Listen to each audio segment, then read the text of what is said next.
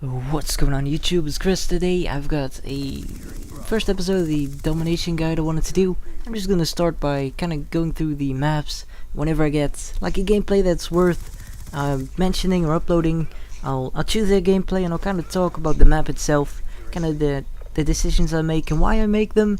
So let's get to it. I'm using the Vector in this game and I'm using the suppressor on it. I wouldn't normally recommend you just slap a suppressor on a weapon and use it, because it's not the most kind of reliably effective weapon attachment in the game, but I guess you can use it and it usually it does alright. I think this game is a perfect example of that, because I'll just spoil the final score for you. I think I went 76 and 6. I think I get 8400 score. I'm not even using all non-lethals, I'm just using the VSAT, and I got 2 choppers. Actually, the thing about the escort drone, it's useless. It's pretty much useless. The stealth chopper is a lot more effective, and I think it costs a couple hundred score less to get it than the stealth chopper or the escort drone. So just use the stealth chopper, and you can use it with a VSAT if you like, and then you can just get map control. You could use like hailstorm or lightning strike. Maybe even a UAV if you really want to, or you could just go for the rage quit inducing kill streaks, like the swarm and stuff. I kind of try to stay away from those now, because people just leave games, and if I want to upload every day, I really can't be playing matches where everybody just quits out. It doesn't work, because I get so many games where people just quit, and then I'll get like 51 and 2 in the first round, and then I'll only get 15 kills in the second round because everybody quits, and that's not a good thing. But let's get back to the gameplay, because that's what it's about. So the situation we're in right now, me and my teammates are kind of around B or around A, because we got B and C, but my teammate pushed up into A spawn, which make the spawns flip. They're actually gonna cap B now. That's not a good thing. You want, when you get B and either A or C, you want your entire team to stay out of the enemy spawn, because it's easy to just stay around their spawn, wait for them to come to you, kill them, they're gonna spawn in the same spot, and then you're gonna get your streaks. That's pretty much the easiest concept in the world. But whenever you have like a V setup and your teammates aren't really the best players in the world, they're just happy to to get some kills with the V setup, so they're just gonna push into the spawn, which is kind of unfortunate if you wanna, if you have a better idea of the bigger picture of the match. But yeah, we're still, the spawns flipped. We kept B, and now I'm just in their spawn again. I think I'm actually gonna go ahead and cap the flag, just to get an easy 200 or so points, just for the flag cap, so I can get all my streaks at once. That's really nice about this score streak setup.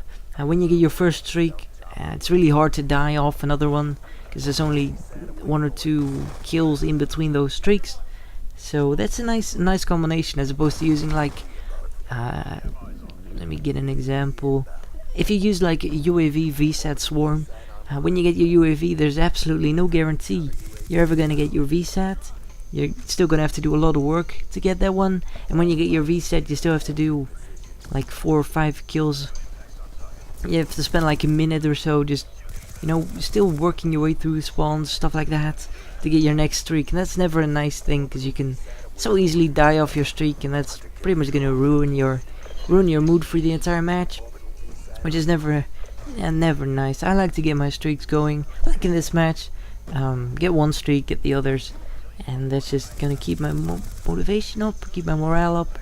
But yeah, right now they've got C again. We've got a V setup. They're gonna spawn at C, and I'm just gonna try to, I like to go upstairs in this building, because people, for whatever reason, if you just go upstairs, they don't really expect it. But actually I picked up a shotgun there. I'm actually gonna get a kill chain right now, which is pretty sweet. I didn't have that challenge unlocked yet since the last time I reset stats, so it was nice to get that one in 6v6.